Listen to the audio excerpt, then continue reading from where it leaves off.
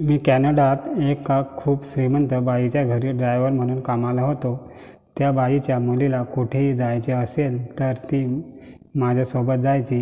एक विशेष गोष्ट म्हणजे मी आजपर्यंत या बाईच्या मुलीचा चेहरा पाहिला नव्हता, कारण ती नेहमी स्वतःचा चेहरा स्कार्फने झाकून ठेवायची. शिवाय डोळ्यावरही काळा चष्मा लावूनच ठेवायची. एके दिवशी मी तिच्या मुलीला घेऊन बाजारात गेलो. तिकडून परत येताना ती माझ्यासोबत फ्रंट सीटवर बसली.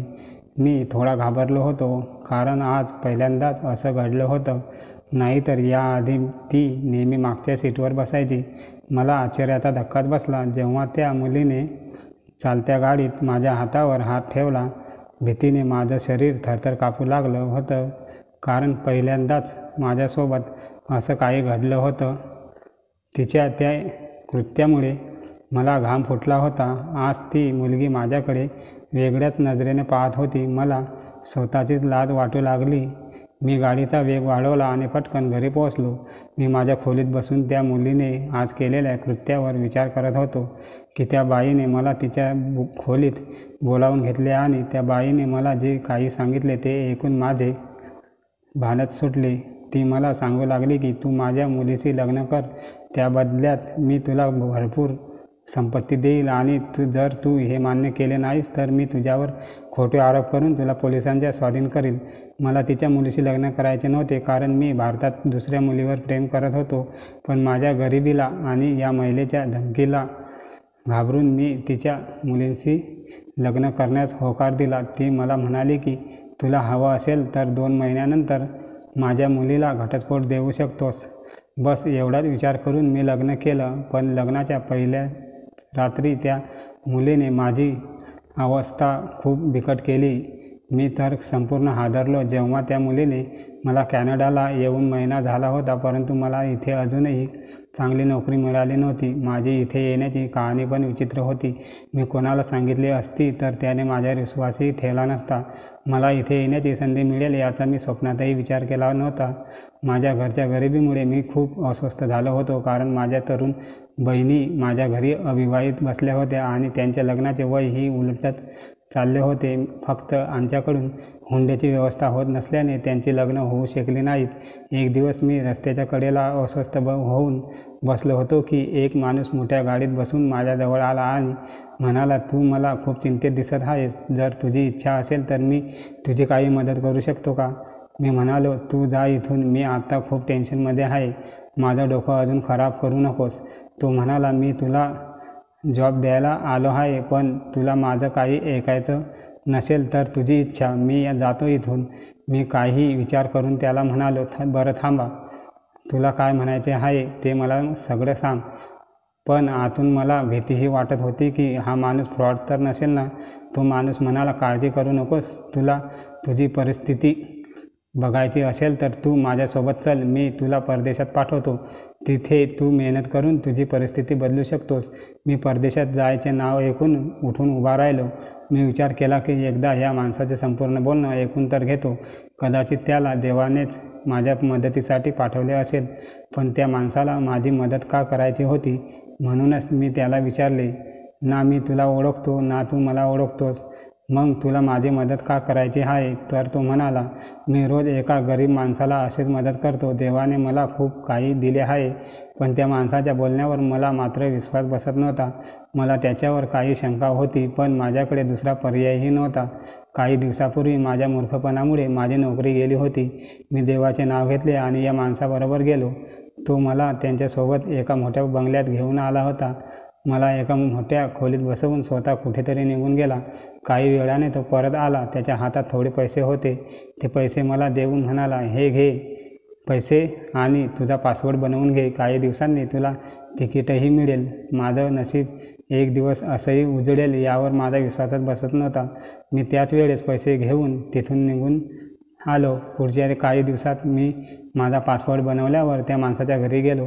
त्याने मला तिकीट दिले आणि सोबत एक मोबाईलही नंबर दिला आणि म्हणाला की उद्या तुझी फ्लाईट आहे, तिथे जाऊन या नंबरवर कॉल कर, तुला नोकरी मिळेल. मी माझ्या घरच्यांना सांगून कॅनडाला आलो. पण एअरपोर्टवरून बाहेर पडल्यावर जेव्हा मी तो नंबर माझ्या खिशात पाहिला तेव्हा तो नंबर मला सापडला नाही. तो नंबर माझ्याकडून हरवला आहे हे मला समजले होते. आता मात्र मी खूप घाबरलो होतो. आता मी काय करू?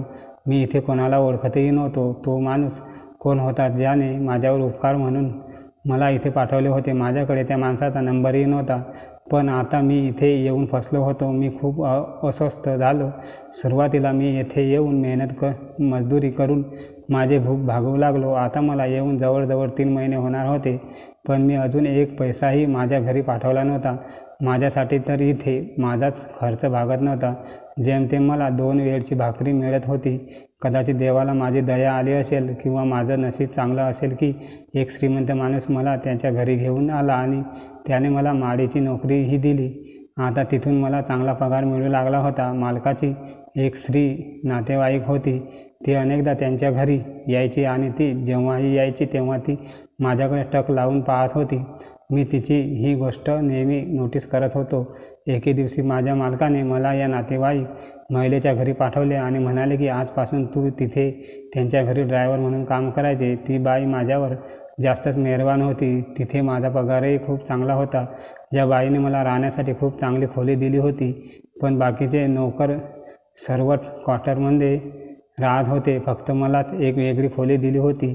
या बाईची एक तरुण मुलगी होती. जेव्हा कधी कुठे तिला बाहेर जायचे असेल तर ती मला तिच्यासोबत घेऊन जायची. पण आजपर्यंत मी तिचा चेहरा पाहिला नव्हता. ती स्वतःचा संपूर्ण चेहरा स्कार्फने झाकून ठेवायची. आता काही दिवसच झाले होते की या महिलेच्या मुलीचे वागणे मला विचित्र वाटू लागले. ती जेव्हाही माझ्यासोबत कुठेही जायची तेव्हा ती गाडीत माझ्यासोबत फ्रंट सीटवर बसायची आणि माझ्याजवळ येण्याचा प्रयत्न करायची. बोलता बोलता ती माझा हात पकडायची. पण मी भीतीमुळे गप्प राहत होतो आणि तिला काहीच बोलतही नव्हतो. एक दिवस या बाईने मला त्यांच्या खोलीत बोलावून घेतले आणि मला म्हणू लागली की तुला तुझ्या बहिणीच्या लग्नासाठी किती पैसे हवे आहेत? मी त्यांना सांगितले की मला लाखो रुपये हवे आहेत. मला त्यांच्या हुंड्याचं सामान आणायचे आहे कारण मला 3 तरुण बहिणी आहेत आणि मला तिघांची लग्ने करायची आहेत. आणि आजकालचे वातावरण तुम्हाला माहीत असेलच की मुलांच्या मागण्या काही केल्या पूर्ण होत नाहीत. ती बाई म्हणू लागली की तू माझ्याकडून जे काही पैसे मागशील ते मी तुला देईन ज्याने तू तुझ्या बहिणीचे लग्न मोठ्या थाटामाटात करू शकशील. पण माझी एक अट आहे आणि ती म्हणजे तुला माझ्या मुलीशी लग्न करावे लागेल. ही अट ऐकून मला धक्काच बसला कारण मी असा विचार कधीच केला नव्हता. शिवाय मला तिची मुलगी आवडतही नव्हती आणि मला असंही माझ्या देशातहीच लग्न करायचं होतं कारण मला तिथली एक मुलगी आवडत होती. परंतु जेव्हा मी त्या बाईच्या मुलीसोबत लग्न करण्यास नकार दिला तेव्हा तिने मला धमकावले. ती म्हणू लागली की जर तू माझे ऐकले नाहीस तर मी तुझ्यावर खोटे आरोप करून तुला तुरुंगात पाठवून देईल. आता माझ्याकडे दुसरा पर्याय नव्हता. म्हणूनच मी मजबुरीने लग्नाला तयार झालो. त्या बाईने माझ्यासमोर पैशांनी भरलेली बॅग ठेवली आणि म्हणाले की खरी गोष्ट ही आहे की माझ्या मुलीने तुला पसंत केले आहे. मी तुला खूप काही देईल, संपत्ती आणि प्रसिद्धी. तू जे काही मागशील ते सर्व काही मी तुला देईल. तू तुझे संपूर्ण आयुष्य ऐशा आरामात जगशील. तुला कधीही कोणत्याही गोष्टीची कमतरता भासणार नाही. पण अट अशी आहे की लग्नाआधी तुला तिचा चेहरा बघता येणार नाही. लग्नानंतर तू तिचा चेहरा पाहू शकशील. ही अट ऐकून मला थोडे विचित्र वाटलं. पण इतके पैसे पाहून मला वाटलं की आता मी तिच्या मुलीशी नक्की लग्न करेल कारण त्या बदल्यात ती माझे आयुष्य बदलणार होती. शिवाय माझ्या बहिणीची लग्नही होणार होती. आता माझ्याकडे लग्नाला नकार देण्याचे काहीच कारण नव्हतं. मला भरपूर पैसे आणि सर्व सुखसोयी मिळणार होत्या आणि एवढ्या पैशाच्या बदल्यात मला एखाद्या कुरूप किंवा अपंग मुलीशी लग्न करावे लागते असते तरी मी तिच्याशी लग्न केले असते. माझ्या बहिणीचे लवकरात लवकर लग्न व्हावे म्हणून मी त्या बाईकडून पैसे घेतले आणि भारतात माझ्या घरी पाठवून दिले. या संपूर्ण प्रकरणात मला एका गोष्टीबद्दल संशय आला. तो म्हणजे मी आजपर्यंत त्या बाईच्या मुलीचा चेहरा कधीच पाहिला नव्हता. आणि दुसरी गोष्ट म्हणजे त्या बाईला तिच्या मुलीचे लग्न माझ्यासोबतच का करायचे होते? काहीतरी कारण असावे जे ती माझ्यापासून लपवत होते. या विचारानेच मी वेडा झालो होतो. एक दिवस ती बाई म्हणाली की 2 आठवड्यानंतर तुझे आणि माझ्या मुलीचे लग्न आहे. ती लग्नाच्या आधीच इथे येईल पण तुला तिचा चेहरा लग्नानंतरच पाहायचा आहे. त्या बाईने सांगितले की माझी मुलगी काही दिवसासाठी तिच्या मावशीकडे दुसऱ्या देशात गेली आहे. ती परत येताच त्याच दिवशी तुझे लग्न होईल. मी ही होकारार्थी मान डोलावली. मला वाटत होते की ही बाई आपले लग्न अगदी साधेपणाने करून देईल, पण त्या बाईने त्या लग्नाची तयारी इतक्या धुमधडाक्यात सुरू केली होती की मी पाहून थक्कच झालो होतो. सगळेच फंक्शन इतके जबरदस्त होते की मी विचारही करू शकत नव्हतो. लग्नाची सर्व तयारी पूर्ण झाली होती आणि फंक्शनसुद्धा सुरू झाले होते, पण त्या बाईची मुलगी अजून आली नव्हती. आता ती लग्नाला नक्की वेळेवर येईल की नाही अशी शंका मनात येत होती. झालं असं की लग्नाच्या मिरवणुकीच्या दिवशी पहाटे मी माझ्या खोलीच्या खिडकीतून पाहिले की एका मोठ्या गाडीतून एक मुलगी बाहेर येऊन घराच्या आत गेली होती आणि तिने नेहमीप्रमाणे स्वतःला चादरने झाकले होते आणि तिचा चेहराही स्कार्फने झाकलेला होता. ती या महिलेची मुलगी होती जी आता माझी बायको होणार होती, पण तिने आजही तिचा चेहरा स्कार्फने झाकून ठेवला होता. हे सगळं पाहून मला आश्चर्य वाटलं. मग वाटलं काहीही झालं तरी लग्नाला थोडाच वेळ शिल्लक आहे आणि लग्नानंतर हे गुपित उघडं होईलच. आता मी लग्नाची वाट पाहत होतो. मी माझ्या घरी या लग्नाबद्दल कोणाला काही सांगितले नव्हते. मला वाटले होते की हे लग्न किती दिवस टिकेल माहीत नाही. मला काहीही सांगून घरच्यांना त्रास द्यायला नव्हता. आमचे लग्न झाले आणि लग्नानंतर वधूला माझ्या खोलीत पाठवून देण्यात आले. वधूचा चेहरा पाहण्यासाठी मी अतिशय उत्साहाने पदर उचलला. जसा मी त्या मुलीचा चेहरा बघितला, माझ्या पायाखाली जमीनच सरकली. त्या बाईने मला सांगितलं की मी तुझे लग्न माझ्या मुलीसोबत लावून देते, पण माझ्यासमोर नववधू म्हणून बसलेली ही मुलगी कोणी दुसरी मुलगी नव्हती. खरं तर माझ्या तोंडातून किंचाळी बाहेर पडणार होती. माझे संपूर्ण शरीर थरथर कापत होते. आणि मग अचानक माझा भूतकाळ माझ्यासमोर आला. मी जेव्हा भारतात होतो, माझे नाव आयुष आहे आणि BA केल्यानंतर मी नोकरीच्या शोधात इकडे तिकडे भटकत होतो. प्रत्येक मुलाप्रमाणे माझेही भारताबाहेर राहण्याचे स्वप्न होते. भारताबाहेर राहणाऱ्या लोकांचे मोबाईलवर व्हिडिओ पाहून माझीही बाहेरगावी जाण्याची इच्छा झाली होती की मलाही परदेशात व्हिसा मिळावा आणि मी तिथे राहायचे जावे. मी सर्वात मोठा भाऊ आणि 5 लहान भाऊ बहीण होते. कधी तर मला माझ्या आईवडिलांवर खूप राग येत होता की त्यांनी इतक्या मुलांना जन्म देण्यापूर्वी स्वतःची आणि त्यांच्या घराची आणि आमची गरीब परिस्थिती बघायला हवी होती. त्यांनी कमी मुलांना जन्म दिला असता तर निदान माझे आयुष्य तरी सोपे झाले असते. घरातला मोठा मुलगा असल्यामुळे माझ्या कमकुवत खांद्यावर अनेक जबाबदाऱ्या टाकण्यात आल्या होत्या. मी BA झाल्यावर लगेच कामाला लागलो. सकाळी कॉलेजला जायचो आणि संध्याकाळी काम करायचो. अशात मी माझा अभ्यास पूर्ण केला आणि मग नोकरीसाठी रस्त्यावरची धूळ चाळायला सुरुवात केली. पण आजच्या काळात नोकरी मिळणे काही सोपे काम नाही. खूप मुश्किलीने मला एका मोठ्या साहेबांच्या घरी ड्रायव्हरची नोकरी मिळाली. पगारही चांगला होता, त्यामुळे मी तेथे गुपचूप काम करू लागलो. मी सकाळी 7 वाजता माझ्या कामावर जायचो आणि साहेबांच्या मुलीला तिच्या ऑफिसला सोडायला जायचो. कधी दुपारी 2 वाजता तर कधी संध्याकाळी 5 वाजता मी मॅडमच्या ऑफिसमधून घरी परत यायचो. मला दुसरे काम नव्हते. उरलेल्या वेळेत मी मोकळा असायचो, कारण माझे काम फक्त साहेबांच्या मुलीला ऑफिसला न्यायचे आणि आणायचे काम होते. साहेबाची मुलगी नेहमी तिचा चेहरा झाकून ठेवायची. मी आजपर्यंत तिचा चेहरा पाहिलेला नव्हता आणि मला पाहण्याची इच्छाही नव्हती, कारण मी तिथे फक्त माझे काम करायला जात होतो आणि माझ्या कोणत्याही कृत्यामुळे मला साहेबांनी या नोकरीतून काढून टाकावे असे मला वाटत नव्हते. कारण माझ्या घरची परिस्थिती अशी नव्हती की मी काही दिवस घरी बसून जेवू शकेल. माझे मित्र मला म्हणायचे की तुझ्या मालकाच्या मुलीला तुझ्या प्रेमात अडकव, कारण ती करोडपती बापाची मुलगी आहे आणि तूही दिसायला खूप छान आहेस. जर तिने तुला एकदा पसंत केले तर तुझे आयुष्य संपूर्ण अगदी आनंदात आणि ऐशोआरामात जाईल. कधी मी या गोष्टीवर विचारही करत होतो, कारण श्रीमंत होण्याचा हा एक शॉर्टकट आणि अतिशय सोपा मार्ग आहे. पण मी माझ्या भीतीमुळे मालकाच्या मुलीकडे बघू शकत नव्हतो. या मुलीनेही कधी माझ्याशी बोलायचा प्रयत्न केला नाही. उलट मला ती मुकी असेल असेच वाटले होते, कारण या एका महिन्यात मी तिला कधीच बोलताना ऐकले नव्हते. माझे मित्र मला सांगायचे की तू स्वतः तिच्याशी बोलण्याचा प्रयत्न कर, कुणास ठाऊक ती कदाचित उत्तर देईल. एक दिवस मोठ्या मेहनतीने मी तिच्यासोबत बोलण्याचा प्रयत्न केला आणि मॅडमला विचारले, मला उद्या सुट्टी हवी आहे. उद्या मी तुम्हाला सोडायला आणायला येऊ शकणार नाही. मला काही महत्त्वाचे काम आहे. मला वाटले की ती मला काहीतरी विचारेल. मला रजा का घ्यायची आहे, काय कारण आहे, तुला काय काम आहे. पण ती माझ्याशी एक शब्दही बोलली नाही आणि फक्त होकारार्थी मान हलवली. मला स्वतःचाच खूप राग आला. मला वाटलं की का मी या दगडी मनाच्या मुलीशी माझं मन जुळवण्याचा प्रयत्न करतोय.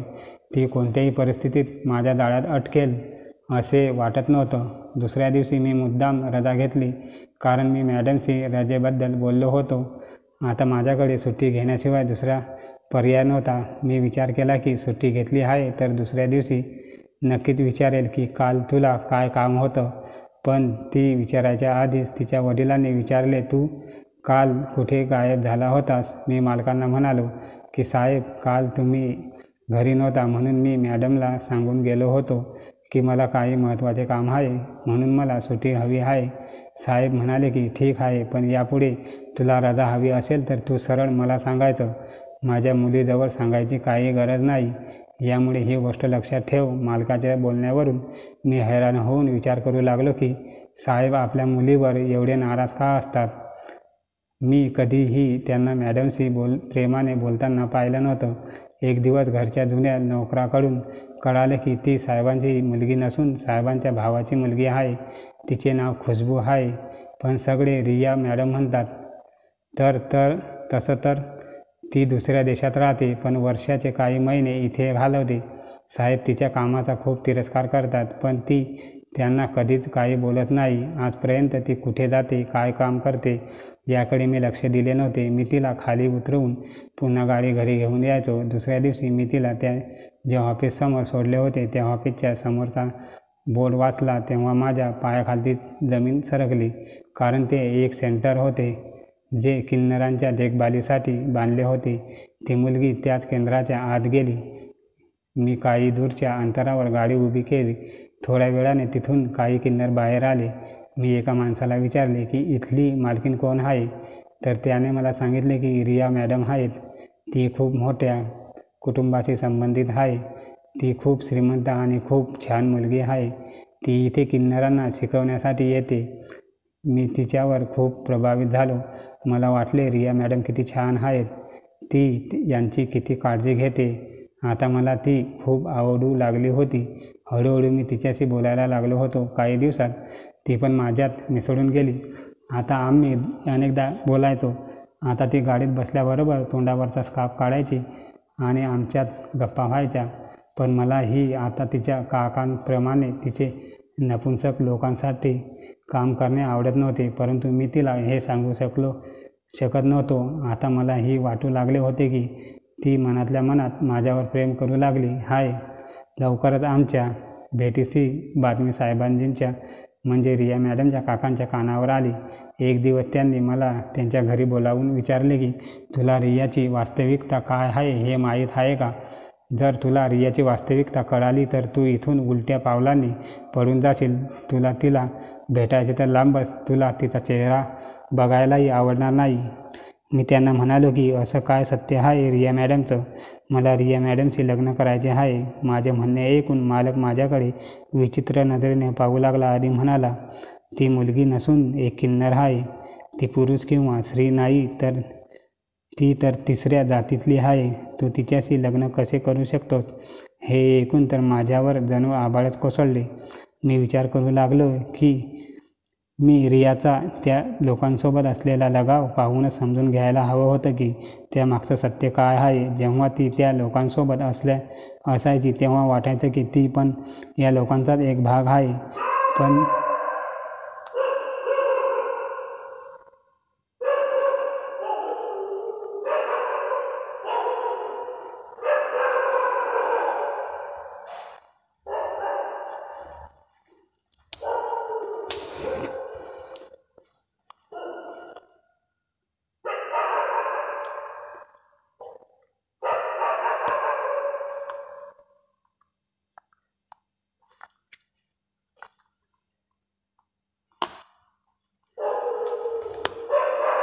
अरे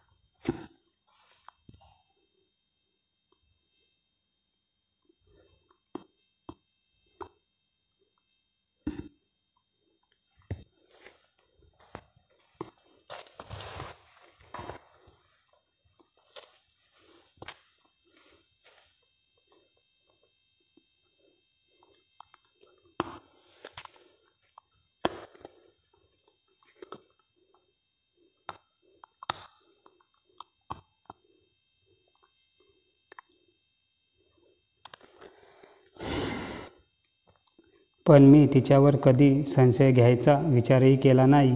या माणसाने मला खरं सांगितलं होतं. मी रियाचं सत्य ऐकून तिथून उलट्या पावलांनी पळ काढला.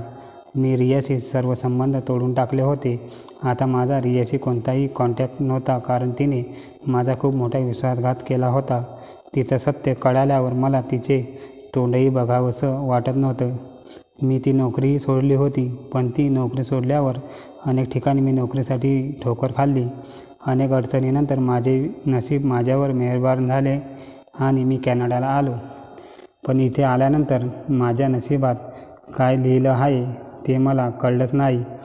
माझ्या लग्नासाठी होकार देताना माझ्या मनात लांबपर्यंत रियाचा विचारही आला नाही.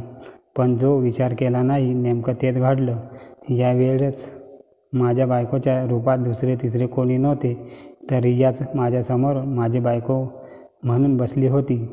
तिला समोर पाहून जितका शॉक मी झालो होतो, तितकीच हैराण तीही झाली होती. मी दोन्ही हातांनी माझं डोकं धरून शॉकमध्ये बसलो होतो. मी विचार करून वेळा झालो होतो की मी एका किन्नरसोबत लग्न केले आहे. मला चक्कर येत होते, पण आता माझ्याकडे दुसरा कोणताही मार्ग नव्हता. मी मॅडमकडून पैसे घेतले होते आणि माझ्या घरीही पाठवले होते आणि त्याच पैशात माझ्या बहिणीच्या लग्नाची तयारी देखील चालू होती. जर मी मॅडमकडून पैसे घेतले नसते तर मी त्याच क्षणी तिथून पळून गेलो असतो. माझी मजबुरी आणि माझ्या लोभाने आज मला कुठे आणून उभे केले होते की एका किन्नरसोबत लग्न केले होते आणि आता एक किन्नर माझी पत्नी म्हणून माझ्यासोबत बसली आहे. मी रागातच तिला माझ्या खोलीतून बाहेर काढले. ती काहीच बोलली नाही आणि उभी राहून आपल्या आईकडे निघून गेली. ती रूमच्या बाहेर पडताच मी दार आतून लॉक केले. मी तिला माझ्या खोलीत 1 मिनिटसुद्धा सहन करू शकलो नव्हतो. मी पूर्ण रात्र जागूनच काढली. सकाळ होताच माझे सासू माझ्याकडे आले आणि मला धमकावत म्हणाले, शांतपणे माझ्या मुलीला आपलंसं करून घे आणि कार्यक्रमासाठी तयार हो, नाही तर तुला माहीत आहे मी तुझ्यासोबत काय करू शकते. मी तिला तुरुंगात पाठवून देईल. तुला तुझं उरलेलं आयुष्य तिथेच घालावे लागेल. तुझ्या घरच्यांचे काय होईल याचा विचार कर. आता मी मजबूर होऊन माझ्या परिवारासाठी उठून उभा राहिलो आणि कार्यक्रमासाठी तयार झालो, कारण मला माहीत होते की या बाईची खूप खोलवर पोहोच आहे आणि ती माझ्यासोबत काहीही करू शकते.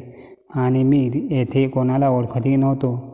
मी जेव्हा बाहेर गेलो तेव्हा रियाला छान तयार झालेलं पाहिले, तर ती कोणत्याही अँगलने किन्नर वाटत नव्हती. तिच्याकडे पाहून कोणीही म्हणू शकेल नसत की ती मुलगी नाही तर एक किन्नर आहे. मी खूप गोंधळलो होतो. फंक्शन संपल्यानंतर रात्री मी माझ्या रूममधून बाहेर येऊन लॉनवर आलो तेव्हा माझी सासू माझ्याजवळ आली आणि प्रेमाने मला म्हणू लागली की तू इथे बाहेर का उभा आहेस. मी तिला खूप रागातच म्हणालो की तू मला फसवले आहेस. तू मला सांगितले की माझं लग्न तुझ्या मुलीसोबत म्हणजे एक मुलगीसोबत लग्न लावून देईल, पण तू मला फसवलंस आणि माझे लग्न एका किन्नरसोबत लावून दिलेस. तू माझ्या असहाय्यतेचा फायदा घेतलास. ती म्हणू लागली की तुला कोणतीही तरी चुकीची बातमी दिली आहे. माझी मुलगी किन्नर नाही, तर सत्य काही वेगळंच आहे जे तुला माहीत नाही. मी रागाने म्हणालो की मला काही सत्य ऐकायचे नाही, फक्त मला यातून मुक्त करा. माझी सासू मला काहीतरी सांगणारच की तेवढ्यात रिया खोलीतून बाहेर आल्या आणि म्हणाली की ठीक आहे, 2 महिन्यानंतर तू मला घटस्फोट देऊन भारतात परत जाऊ शकतोस आणि माझ्या आईने तुला दिलेले सर्व पैसे तुझ्याकडून परत घेतले की हे जाणार नाहीत. पण माझी आणखी एक अट आहे. रियाचे म्हणणे ऐकून मला खूप आनंद झाला की 2 महिन्यानंतर माझी यातून मुक्तता होईल. या 2 महिन्यानंतर माझी यातून मुक्तता होईल. या 2 महिन्यासाठी तिची अट अशी होती की दुसऱ्या लोकांसमोर मला तिचा चांगला नवरा असल्याचे नाटक करायचे होतं, कारण आमचे नुकतेच लग्न झाले आहे आणि आता आम्हाला दररोज पार्ट्यांना बाहेर जावे लागणार होतं. मी खूप हैराण होतो आणि विचार करत होतो की इथे कॅनडामध्ये रियाचं सत्य कुणालाही माहीत नसेल का की ती नक्की कोण आहे ते. या 2 महिन्यात मी तिच्यावर बारीक नजर ठेवली, पण मला तिच्याबद्दल वेगळी अशी कोणतीही गोष्ट कळाली नाही. दिवसा प्रत्येक वेळेस मला तिच्यासोबत एकत्र राहावं लागत होतं, पण रात्र होताच मी दुसऱ्या खोलीत निघून जायचो आणि ती तिच्या खोलीत जाऊन झोपायची.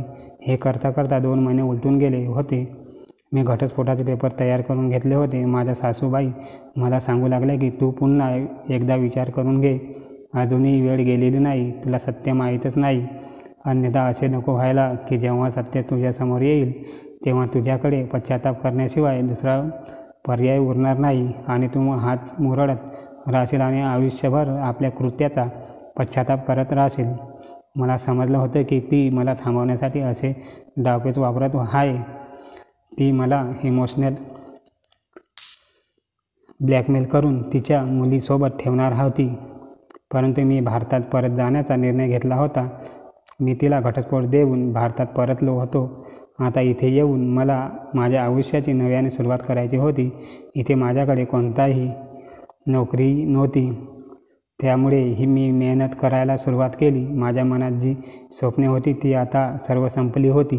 3 वर्षाच्या अथक परिश्रमानंतर मी एक छोटासा व्यवसाय सुरू करू शकलो. याच कामाच्या संदर्भात एका मोठ्या बँडच्या ऑफिसमध्ये मला माझ्या मित्राच्या कंपनीमध्ये मीटिंगसाठी जावे लागले. तेव्हा त्या ऑफिसमध्ये रियाला पाहून मला खूप आश्चर्य वाटले आणि आता हे जाणून मी अजून जास्त थक्क झालो की आता ती माझ्या मित्राची बायको आहे. मी माझ्या मित्राला सगळ्यासमोर जोरात ओरडलो. म्हणालो की हे तू काय केलेस? तुला माहीत आहे का तू कोणाशी लग्न केले आहेस? माझा मित्र माझा हात पकडून मला दुसऱ्या खोलीत घेऊन गेला आणि मला म्हणू लागला की इथे ड्रामा करायची काही गरज नाही. मी म्हणाले की तुला माहीत आहे का की तू कोणासोबत लग्न केले आहेस? तो म्हणू लागला की मला माहीत आहे आणि मला ते सर्व काही माहिती आहे जे तुला माहीत नाही. मी म्हणालो तू वेडा झाला आहेस. माझ्या मित्राने मला सांगितले की मी वेडा नाही, पण मला रियाचे संपूर्ण सत्य माहीत आहे. रिया ही एक किन्नर नसून ती खूप चांगली मुलगी आहे. जेव्हा तिचा जन्म झाला तेव्हा डॉक्टरांना वाटले की ती एक किन्नर आहे, पण वयाच्या 15व्या वर्षी काही आजारामुळे तिचे एक ऑपरेशन झाले. तेव्हा ती एक परिपूर्ण मुलगी झाली. पण तिच्या घरच्यांचा यावर विश्वासच बसला नाही आणि रियाच्या शेजाऱ्यांनी आणि घरातील लोकांनी ती एक किन्नर असल्याचे सगळीकडे सांगू लागले. लोकांच्या बोलण्याला कंटाळून रियाच्या पालकांनी तिला कॅनडाला शिफ्ट केले. आपले शिक्षण पूर्ण केल्यानंतर रियाने किन्नरांसाठी काहीतरी करण्याचा विचार केला, कारण तिच्यावर फक्त किन्नर असल्याचा शिक्का मारला गेला होता. ती किन्नर नव्हती तरीही लोकांनी तिच्या कुटुंबाचे तिचे जीवन नरक बनवले होते. तिच्या स्वतःच्या लोकांनी तिला टोमणे मारले होते. आता ती विचार करू लागली की जी लोक खरंच माझ्यासारखी म्हणजेच किन्नर आहेत त्या लोकांना जगणे तर खूप मुश्किल होत असेल. म्हणूनच ती वर्षातील काही महिने भारतात येऊन राहत होती. शिवाय तिने इथे एक सेंटरही ओपन केलं होतं. त्यामुळे तिच्या या कामामुळे तिच्या नातेवाईकांचा तिच्यावर असलेला संशय आणखीनच वाढू लागला होता की ती मुलगी नसून एक किन्नरच आहे. या दरम्यान रियाची तुझ्यासोबत भेट झाली. तू तिला खूप आवडू लागला होता आणि ती खूप लवकर तुझ्या प्रेमात पडली. पण तूही इतरांसारखाच निघाला आणि तिच्या काकांच्या बोलण्यात अडकून तिला सोडून पळून गेलास. तू गेल्यानंतर रिया खूप जास्त आजारी पडली. जेव्हा तिच्या आईला तुझ्याबद्दल कळाले तेव्हा तिने तुला कॅनडाला बोलावून घेतले. तुझ्या जाण्याची सर्व व्यवस्थाही तिनेच केली होती. तिला कोणत्याही परिस्थितीत आपल्या मुलीचे मन आणि घर बसवायचे होते. म्हणूनच तुझ्यावर जबरदस्ती करून तुला पैशाचे आमिष दाखवून तिने तुझे रियाचे लग्न लावून दिले. ती विचार करत होती की लग्नाच्या रात्री तुझे सर्व गैरसमज दूर होतील आणि रिया ही किन्नर नसून एक मुलगी आहे हे सत्य तुला कळेल. पण तू इतका निर्दयी निघालास की तू रियाचे काही ऐकूनही घेतले नाहीस आणि तिला तुझ्या खोलीतून बाहेर हाकलून दिलेस. तूही रियाला तेच समजला होतास जे तुला लोकांनी सांगितले होते. तू जर एकदा तरी तिच्याशी बोलला असला तर तुला सत्य समजले असते. पण तू तिला घटस्फोट देऊन इथे परत आलास. तू भारतात परतल्यावर रिया पुन्हा एकदा मनापासून तुटली होती. त्यावेळेस मी तिला सहारा दिला आणि तीच सगळे सत्य कळाल्यावर मी तिला लग्नाचा प्रस्ताव दिला. आता आम्ही तिकडून कायमचे भारतात आलो आहोत. या सर्व गोष्टी मला रियाने तिच्या तोंडून सांगितल्या होत्या, जेणेकरून उद्या मी तिला तुझ्यासारखं सोडून निघून जाऊ नये. हे सगळं ऐकून तर माझ्या अंगात जीव नसल्यासारखं वाटत होतं. मी हे काय केलं होतं? स्वतःच्या हाताने स्वतःच्या पायावर कुऱ्हाड मारली होती. माझा मित्र गेल्या 6 महिन्यापासून परदेशात नोकरीसाठी धक्के खात फिरत होता, पण त्याला कोणतीही चांगली नोकरी मिळाली नव्हती आणि आता रियाशी लग्न करून तो एवढ्या मोठ्या कंपनीचा मालक झाला होता. माझ्या मित्राने मला सांगितले की नशिबाने पुन्हा पुन्हा तुझ्या दारावर ठोठावले पण तू प्रत्येक वेळी लोकांचं बोलणं ऐकून प्रत्येक वेळी नशिबाला लाथ मारलीस. तू खूप दुर्दैवी आहेस की तू रियासारखी मुलगी सोडलीस. सर्व गोष्टी पूर्ण ऐकून झाल्यावर मी खूपच नाराज होऊन ऑफिसमधून बाहेर पडलो. या सगळ्यात दोष माझाच आहे. सगळा दोष माझा एकट्याचा होता. काश मी त्यावेळी रियाचे ऐकले असते तर आज रिया माझी बायको असती. मी तिच्यासोबत खूप चुकीचं केलं होतं. म्हणूनच कदाचित देवाने तिला माझ्यापासून दूर नेले आणि तिला एक चांगला जीवनसाथी दिला. आता माझ्याकडे पश्चाताप करण्याशिवाय काही शिल्लक राहिले नव्हते. काश तेव्हा मी आता हे काश संपूर्ण आयुष्य माझ्यासोबत राहणार होते. कारण माझ्यासारख्या मूर्खाची शिक्षा हीच आहे की त्याने आपले जीवन काशच्या सहारेच जगावे. मित्रांनो, आशा आहे की तुम्हाला आमची कथा आवडली असेल. जर तुम्हाला कथा आवडली असेल तर व्हिडिओला लाईक करा आणि चॅनलवर नवीन आला असाल तर चॅनलला सबस्क्राईब करायला अजिबात विसरू नका, जेणेकरून पुढील अपडेट सर्वप्रथम तुम्हाला मिळेल. आपण संपूर्ण कथा वाचली, ऐकली त्याबद्दल आपले सर्वांचे मनापासून आभार. थँक्यू.